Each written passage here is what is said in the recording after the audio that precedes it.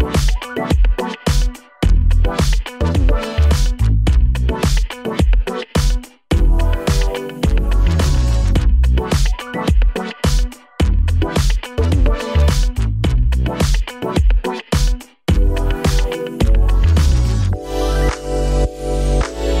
итоге мы презентовали идеи, из 80 школьников отобрали 40 финалистов. Победителей и финалистов мы отправили в Лондон, в Великобританию, в аэрокосмический университет Крэнфилд. Наверное, самое интересное началось с того момента, потому что мы наконец получили ответы на те вопросы, которые нас очень сильно интересовали. Ознакомились с культурой Великобритании, увидели Лондон, ознакомились с историей авиастроения в целом, посетили также музей Даксфорд, один из самых крупных открытых музеев в мире. Просто незабываемые впечатления.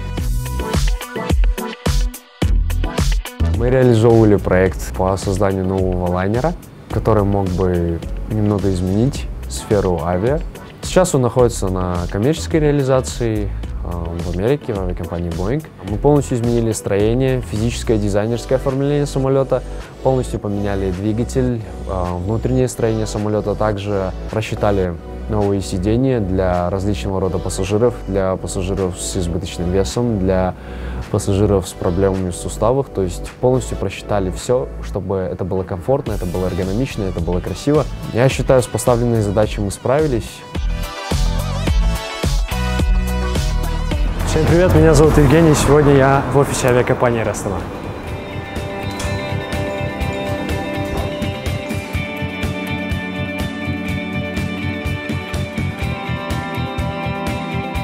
Yevgeny, congratulations. Thanks a lot.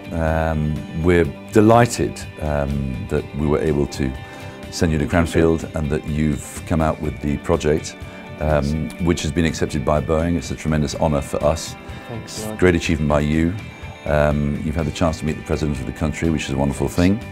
You know, we very much hope to have you in Air Astana before too long. Sincere congratulations from myself and indeed all of us. В будущем я выбираю профессию IT, фуллстек разработка. На данный момент я нацелен на обучение в Казахстане, создание ряда крупных проектов на базе именно казахстанского IT-сообщества. И надеюсь, в будущем у меня все получится. В следующем году, да и в последующее время я постараюсь заявить о себе еще громче, еще ярче.